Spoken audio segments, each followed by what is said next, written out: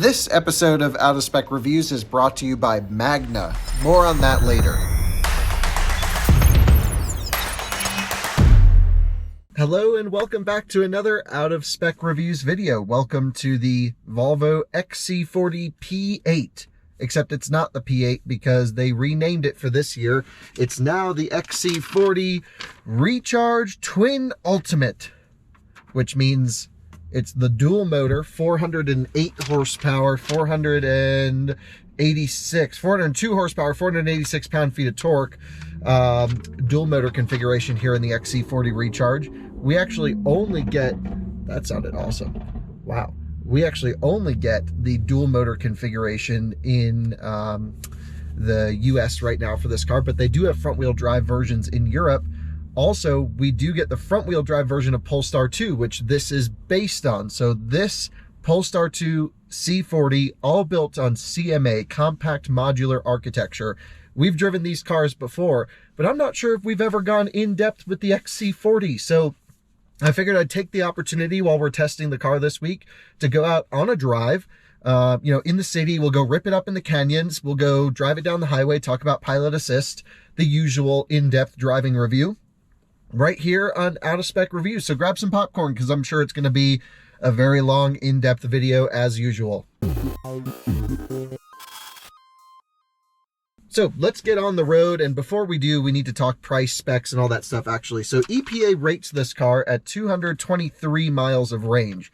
We got 210 point something at 70 mile an hour constant in our loop style test. That's pretty good, and as expected. I mean, the Polestar 2 did 225, the Ioniq 5 did 225, this did 210. It's a little taller. I don't know, it's all in the same range if you ask me. But I would say, like, it's not the most efficient EV on the planet, and that's mostly because it's built on CMA, which is a combustion chassis that's designed to handle, gas, diesel, mild hybrid, series hybrid, plug-in hybrid, and battery electric. And here, this is the battery electric one. And I've driven all different types of configurations on CMA, and this is my favorite. I really love the XC40 Recharge. I think it's the one to have. It's the one I would have over C40 or Polestar 2. Maybe I'll explain a little bit why later on. Anyway, to start it, it's a little different. There's no start button. It's actually totally like grayed out, circled out over here. All you do is you just put it in reverse, as it should be. You just get in and into gear. Why do you need a start button? I'm not sure. This episode is proudly brought to you by Magna. Magna is a mobility technology company that is super unique because they touch every aspect of almost every car in the market, especially a lot of electric vehicles, and they even can produce vehicles from the ground up. Now, you may remember I shot a series just recently testing some of their new electric vehicle powertrains, so stay tuned for a lot of Magna content to come. We're going to be going in depth with some really interesting topics with these guys, and Out of Spec wants to thank Magna for sponsoring this review and tons of other videos to come right here on Out of Spec. We look forward to working with Magna to define and find out what the future of mobility looks like. Why did it go back into park? I'm not sure. There we go. Maybe it's something to me. I have the vehicle charged up to 100% state of charge, and Volvo recommends a 90% state of charge. And one of the reasons they recommend a 90% daily charging limit is actually because, let's just get the climate control going here. Very easy. I'll go 68 degrees. Well, we'll go 70 degrees. It only goes up by 2 degrees. I wish I could get 1 degree increments. That always bugs me. 3 different levels of steering wheel heat, from literally burning your hands to a very mild warm level. Love that we have the optionality. And one of the reasons Volvo recommends a 90% state of charge daily limit, which is very easily adjustable here in the charging settings in the nav system, is purely because this battery pack doesn't have much buffer. It's a 78 kilowatt hour battery pack gross capacity, and then about 75, maybe plus or minus, usable. Like a ton of this battery pack is usable here. And that to me is pretty interesting, because This car doesn't get that much range. And so I think Volvo recognized, and Polestar, you know, this chassis engineering group recognized that this is going to be a pretty inefficient car. So they let you use almost all of the battery pack capacity, very similar to Tesla, actually. And what that means is when you get at very low state of charge, below 7%, it's actually sort of difficult to maintain highway speeds. And if you watch my 70-mile-an-hour highway range test, you'll see that. So really, you don't want to drive this car below 7%, and you don't want to charge it above 90% unless you're going on a trip. So your daily usable range is going to be, you know, in that high 100-mile range, you know, that 180-ish range, I would say. And honestly, that's fine for most people.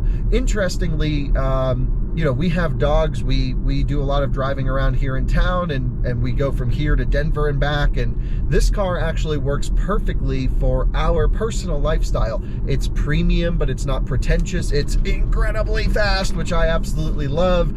And, you know, it's just got the right look. Everything feels nice. It's expensive. This one is $60,090 as tested, before tax credits and everything like that.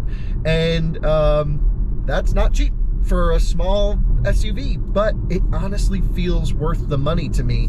And you know, it's not for everyone. The sensible person, the person buying a car with numbers on paper, is going to buy the Ioniq 5 EV6, ID4, Mach-E. That's where those cars shine, specifically Ioniq 5 EV6. Those numbers really shine. Those cars really shine in the numbers on paper. But you guys know, I always say, we don't drive cars on paper. We drive them on pavement. And there is something special about the XC40 Recharge. And maybe, to be totally transparent, maybe it's because I'm a Volvo enthusiast and I just love the Swedish design and the build quality and the emphasis on safety, and it just feels like a really nice package that fits with what I like and appreciate in a car. You know, non-animal materials on the inside, things like that. Really a very holistically thought out car.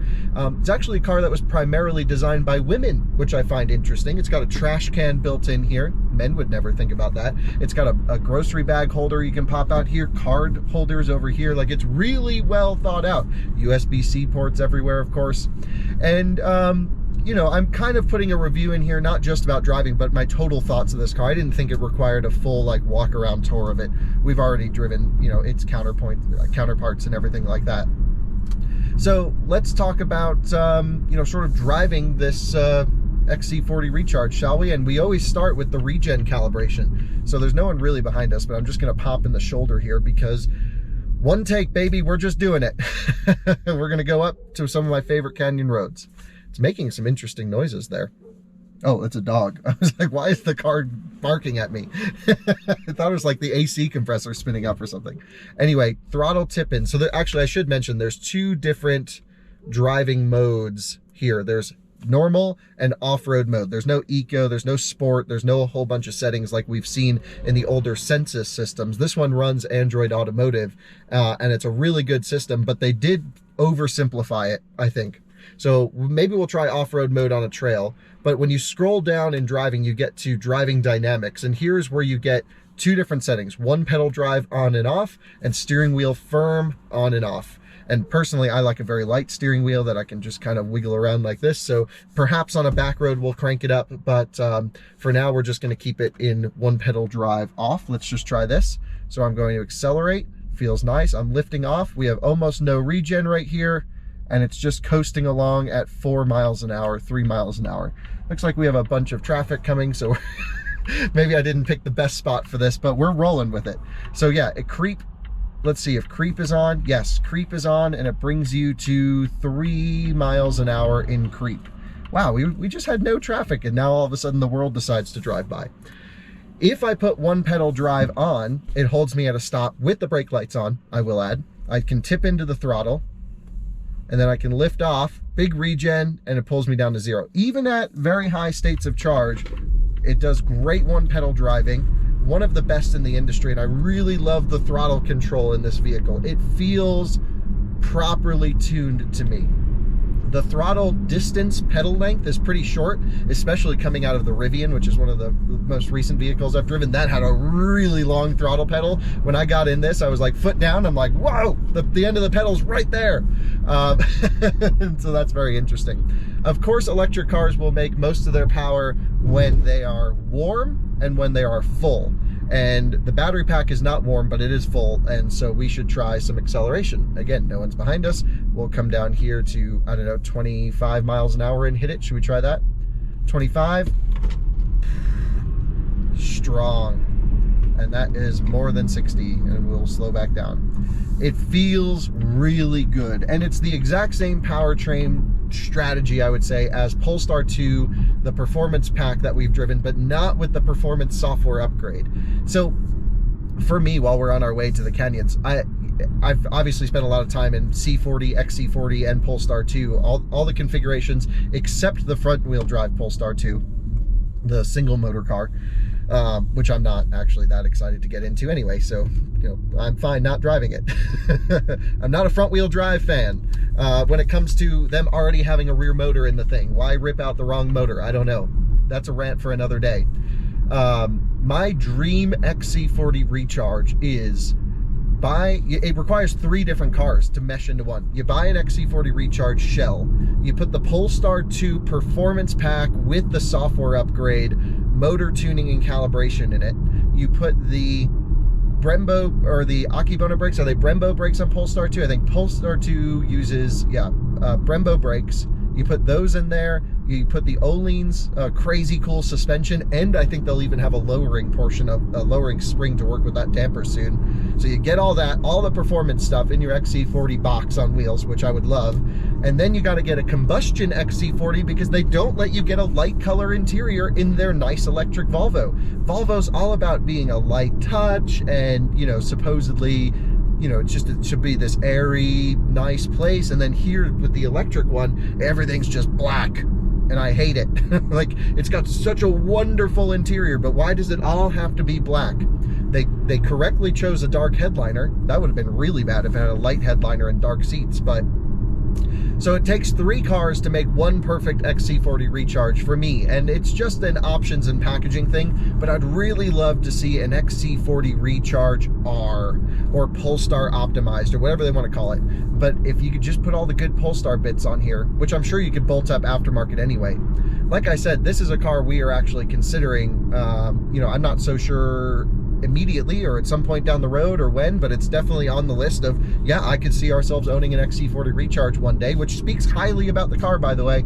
And I would get all the Polestar 2 bits and try and bolt them onto this so it looks rad. Even the Polestar 2 20-inch wheels would look amazing on this car. And these 20-inch wheels look pretty good as well. So driving around town slowly, this is how you're going to be spending most of the time in the XC40. It's quiet. It's not the softest car on the planet. Like, ID4 is way more comfortable from a suspension standpoint. Same with Bolt EUV, same with Ioniq 5, EV6. This definitely has a performance-y kind of firm ride to it, which always shocked me a little bit. I always thought, leave the firm ride for Polestar 2. That I understand. That's more of a performance car. And then this one is a little bit firm as well. And I thought, Volvo should have just kept this comfortable. I don't know. Maybe I'm wrong. But it is comfortable, but it's not soft and it's not wafty, and it doesn't give you this very luxurious ride going down the road. So you do definitely get an air of performance-y bits, and that's actually why we're heading up to the canyons, because I think this is kind of a silent sleeper, a silent shredder, if you will. Recently, we held an event in California where we invited a whole bunch of YouTubers to come drive pretty much every EV on the market. We lined up a whole bunch of cars, and it was really a great time. We called it the EV Media Summit, and really enjoyed it. And the Volvo XC40 Recharge, which wasn't this exact car, but the same spec, this one came to us fresh from the factory for all of our testing. Volvo was cool enough to be like, we know you're really particular about battery stuff, we're just going to send you a fresh car out there. And I was like, wow, that's pretty cool, thank you.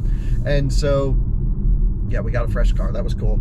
And the car that we used there, I took it up Angeles Crest actually, and absolutely bombed up. Not like 10/10ths, but like a real hard cruise in this thing. And I was just amazed by how great this was. We had the sunroof open, music up, and just on the tires. And I was like, wow, this thing rips.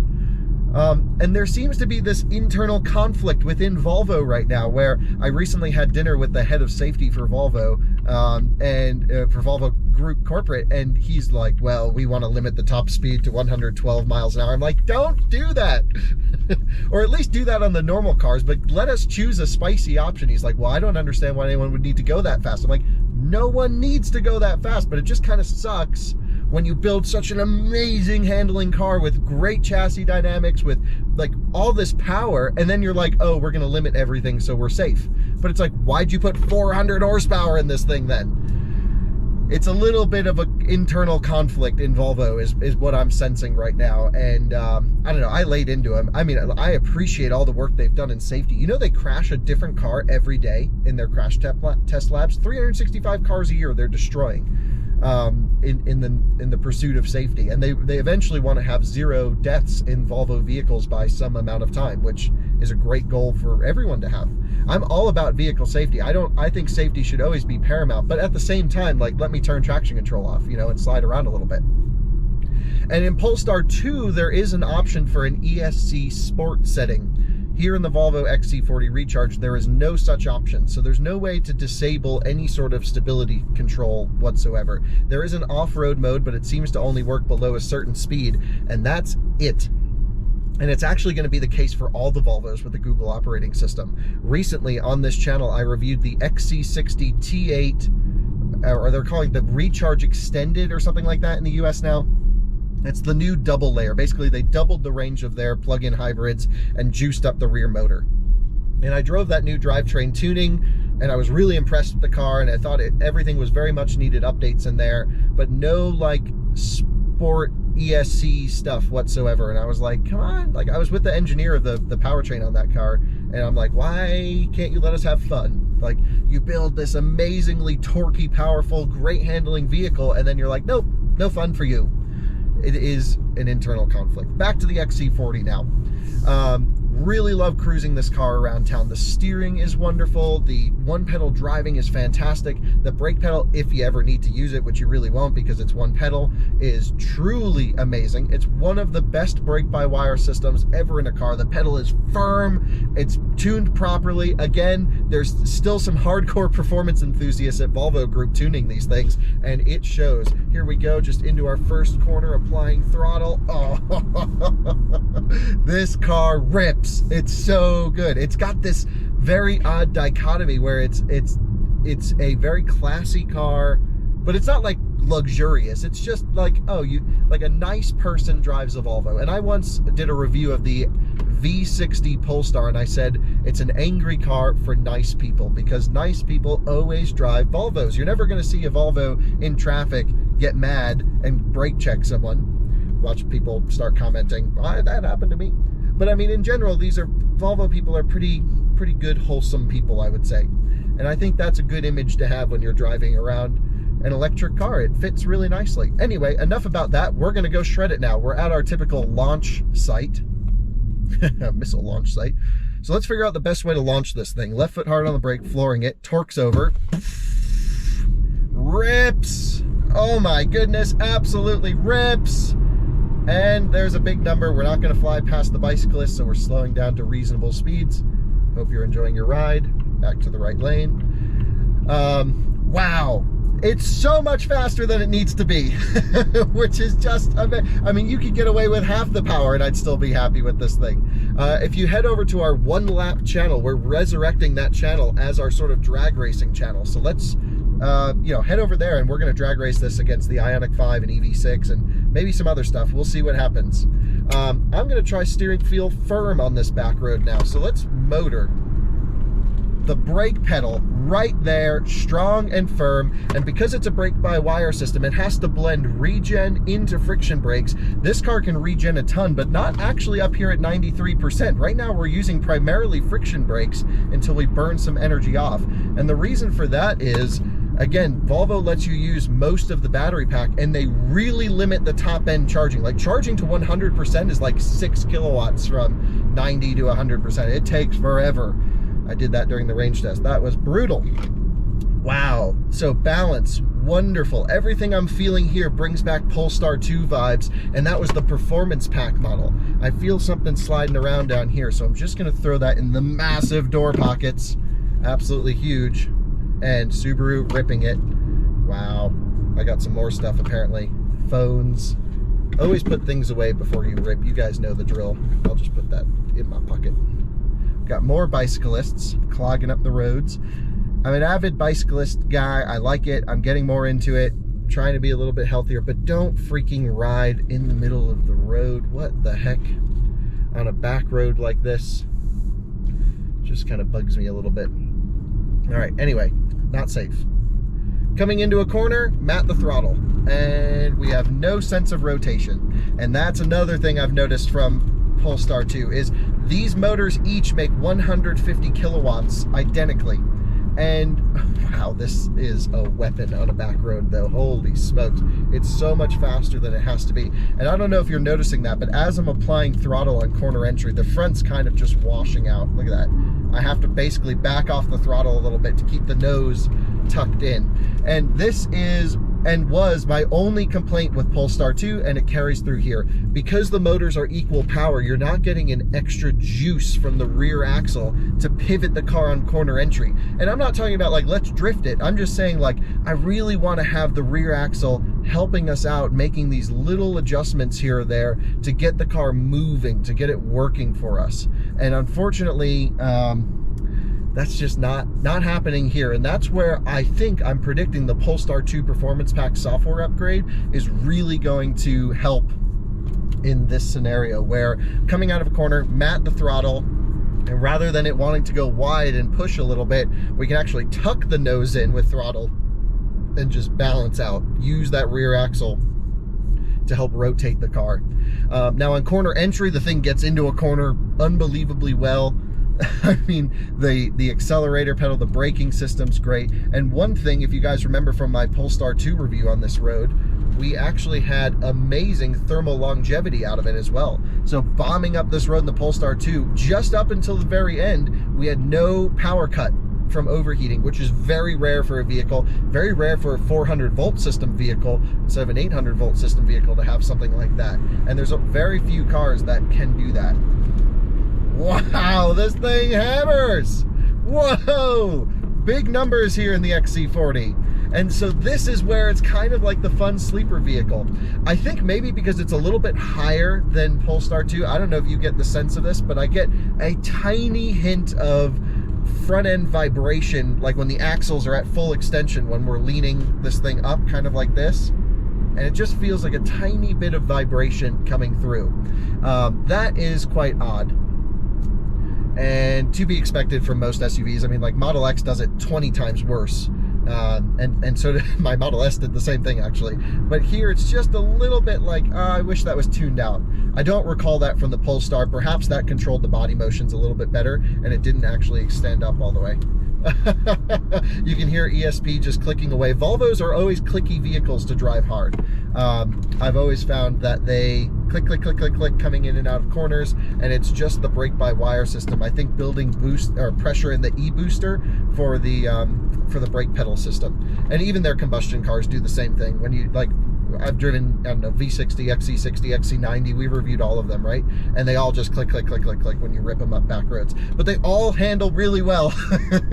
Way better than they deserve to be handling. So driving this on a back road, you can fly by people. They're like, oh, it's just some guy in his Volvo. He must be a nice man on his way to do something nice and sensible, not shredding up a back road for a YouTube video. And here we go, a little bit of vibration from the front axle. Now it's smoothed out. Wow, big power all the way up to speeds I won't mention. It's so much better than it has to be, and it's so nimble. And this is a heavy car. Seriously heavy car. Should we see what our efficiency is so far? Ooh, not good. 791 watt-hour per mile up to this point. Let's get it worse. Wide open throttle. It's fast, and it boogies. On the brakes. Now we're up to, let's see, what are we at now? 818 watt-hour per mile. Nice. Burning the electrons. Oh, beautiful house for sale. What? We should go look at that. This could be my driveway. That's my dream. Wow, that would be so cool. All right, well, we have to test the braking system up ahead, so we haven't really used them much now that we're down to 85% state of charge. The power is still strong. Most electric cars would still not be giving us full power considering how hard we've driven it. And so we're coming to our braking test area. No one's around, blah, blah, blah, blah, blah. And 3, 2, 1. Oh, seatbelt. Thank you. Every time you rip a Volvo hard or slam on the brakes, the seatbelt is like, and it happens when you're really ripping it through corners, when you load it up and stuff. And so we're on the street, we're not on track, so I don't expect that to happen here on the street going around corners. But I've had a lot of Volvos on track actually, and yep, as soon as you load it up and you get a little bit of hop on the thing, it's like, and it locks the brakes and it's like, come on. But yeah, really like the brake pedal. It's firm, it's got great braking power, zero issues with the braking system on this car. The one thing I will say, and I don't know if it's so much of an issue anymore, wow, it just flows through these corners so wonderfully, is that early pilot assist days, like when the XC90 came out in 2016, 2017, and then, you know, up until about 2018, 2019, those cars would have insane jab of brakes. And what would happen is, like, even if you were like kind of coming up on a car, it was so sensitive that it would like grab the brakes on you, and it was warping rotors, and Volvo would have to replace a ton of rotors warped under warranty. And even some of them, I remember testing back then, these cars, they would warp when I had them, no surprise, but rotors were getting warped on these cars. I have not experienced anything like that in this car. I think a lot of that with Pilot Assist 2, with over-the-air software updates improving the vehicle, I think a lot of that is really well sorted out these days. And interestingly as well, and in stark contrast from the Rivian, not that I'm comparing the cars, they're totally different, this has no motor sound. Like, I can't hear the motors at all, and they're just totally dead silent. It's just this wave, this magnetic force pulling us along. It's very interesting. Let's shred it through a great section of road, shall we? Foot down, coming through hard. Wow, it just eats up the pavement, doesn't it? On the brakes, feels good, stuffing it in. Front end grip there, let's see how it does over the bump. Over the bump, oh, handled it nicely. See, it's tuned really well when you start driving it hard. The suspension's like just soft enough to let it work on this road. And so while, you know, it's a static suspension, this car might actually benefit from an adaptive damper situation. Let's go over the hump, full throttle. Woo! Yeah, you really feel that vibration when the front end comes up over the hump. So it's definitely axles sort of at the limit of extension, and they're vibrating under hard load. No thermal throttle yet at all. It's just amazing. And now we come up through here. Let's try the brakes into this corner. Good braking power. Car's a little bit soft, but hammers through. Wow. This is just so much better than it has to be. And that's this car's key differentiator between all of the other SUVs on the market. Mach-E, ID4, I'm not talking about Mach-E GT. This and Mach-E GT would be really fun to do actually a comparison on a back road, but ID4, standard Mach-E, Model Y, that'd be interesting too. But EV6 Ioniq 5, this way faster than those cars. This Model Y and Mach-E GT would be a really fun sort of performance SUV on a back road. And no one knows how good this car is to rip. Coming out of a corner, yeah, just traction control to tuck the nose in. Still giving us full power, isn't it? Oh my goodness. It's just a great drivetrain setup here. And so this is a car that I'm like, okay, your spouse could have, let's just say, if they're not really into cars. It's just a premium car. It's a nice car. Everyone likes a Volvo. And then, like, you could take this out on the weekends and be like, yep, gonna go for a rip in the canyons with your car. Thanks so much. Just absolutely motors up. Should we try it on some dirt? Because there's an off-road mode. So here we are up at the top of the hill. And we'll go up to one of my favorite places.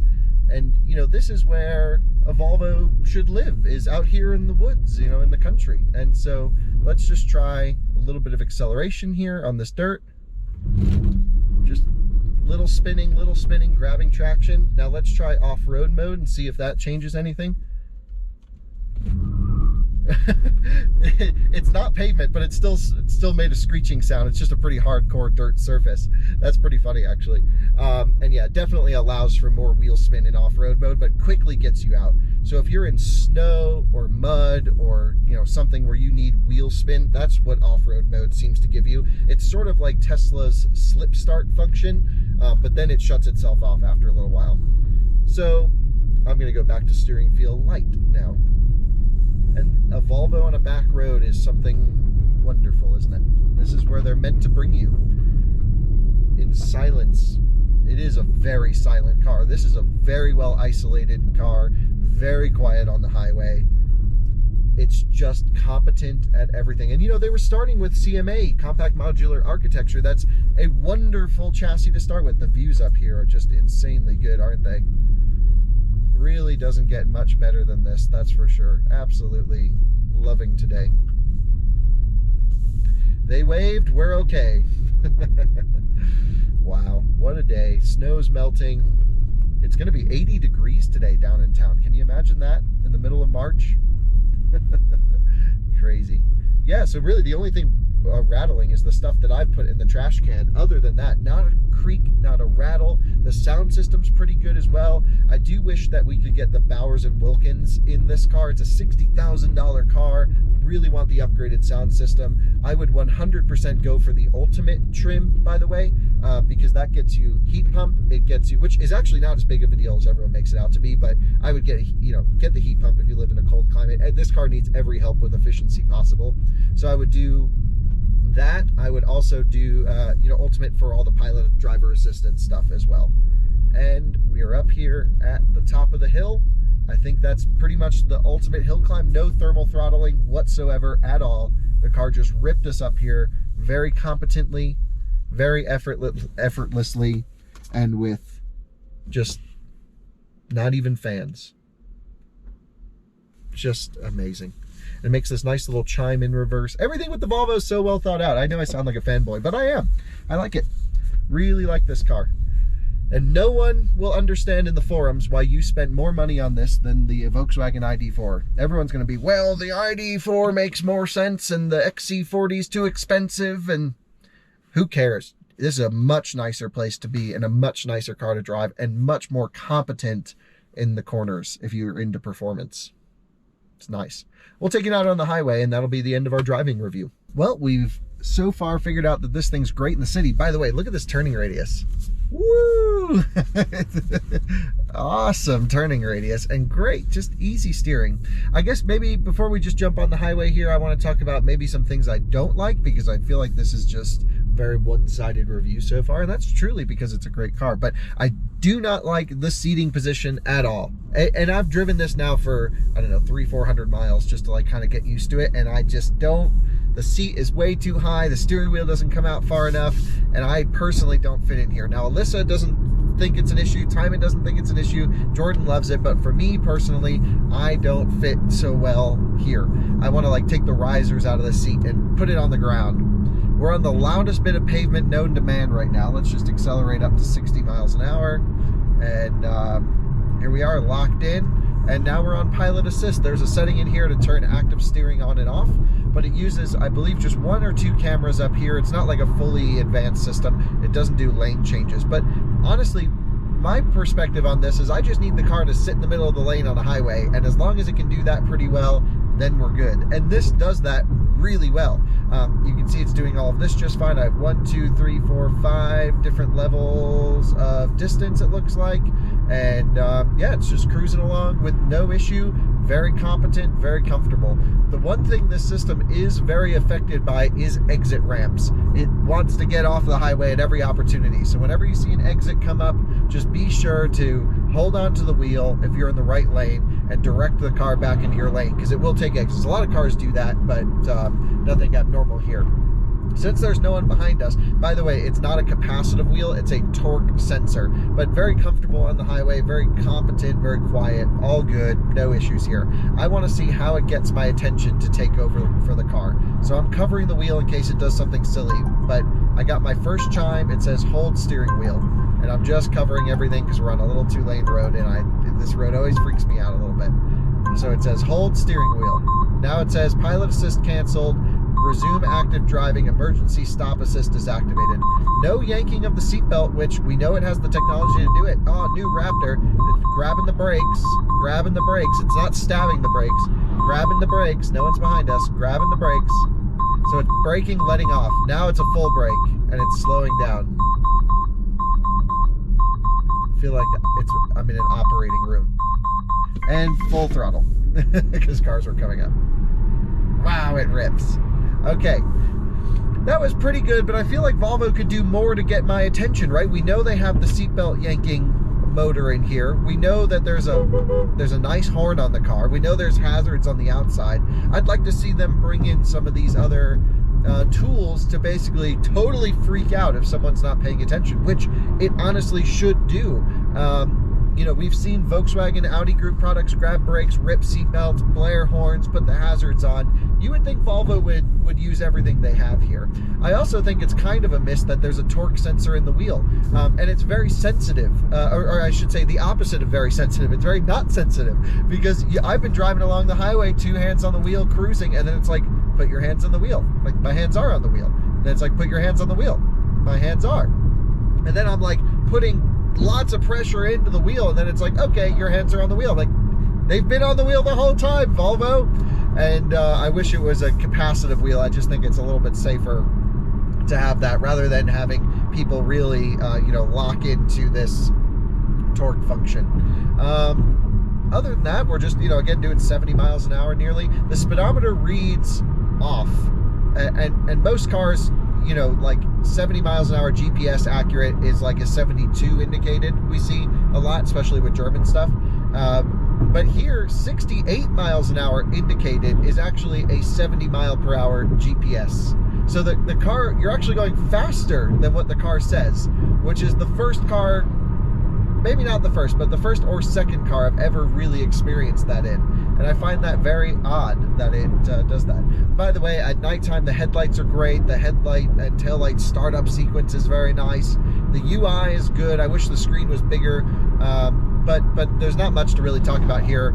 In terms of EV stuff, it does route planning, on-route battery preconditioning, no plug-and charge though. So it's missing one of the 3 main components an EV needs, in my opinion. I do like that you can set your daily charging limit. I do like that it has a 48 amp onboard charger instead of some cars having a 32 amp onboard charger in this class, but 48 is standard, and you can easily change the current. So if you're using one of those like Tesla J1772 adapters, that's adaptive, you can easily change it. Love the way it drives. Yeah, just so happy in this car. I think it's a great looking car. It fits in really well here in northern Colorado. No surprise, I'm seeing a ton of them on the road. A lot of people are like, even online, who follow out of spec, who like I would think would know about electric cars, are like, wow, why are you driving, why is that the gas one? And I'm like, no, this is the electric one. So many people have no idea that this is an EV, or that it even is an EV. And I guess that is kind of a cool thing too, because there's no distinct styling difference between the combustion version and the electric version, other than the grille being blacked out. That's literally it. And it's saying recharge, and dual tone roof is standard.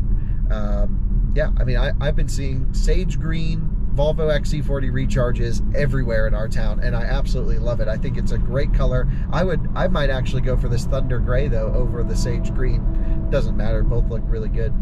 And yeah, I'm just very, very pleased with the car. Again, it doesn't seem to win out on numbers on paper. It's not competitive. It's expensive. It doesn't have a ton of range comparatively to, you know, especially a Mustang Mach-E that could easily do high 200s. You know, but then it's like, it's just a nice place to be, and it absolutely shreds, and it's got, you know, plenty of room for everything you would need, and the materials are all really nice, except for the inside of the door cards. They're not carpeted. The outer wall is carpeted, but then the inner spot where it lips up is not carpeted, and so you'll hear things clanking around in there. That's a miss. But I'm nitpicking. It's really truly a great car. If you buy one, you'll be so pleased with it. So pleased. Well, there you have it. Driving the XC40 Recharge. No surprises here. It's just like the Polestar 2 and the C40. It's the one I would pick of the three. Probably. I don't know. Polestar 2 performance is pretty sweet with the software. If you could get all the software good, performance-y bits on this, then that might be better. Auto gives you brighter running lights. See you on the next one. Thanks for watching another Out of Spec Reviews video. Bye-bye.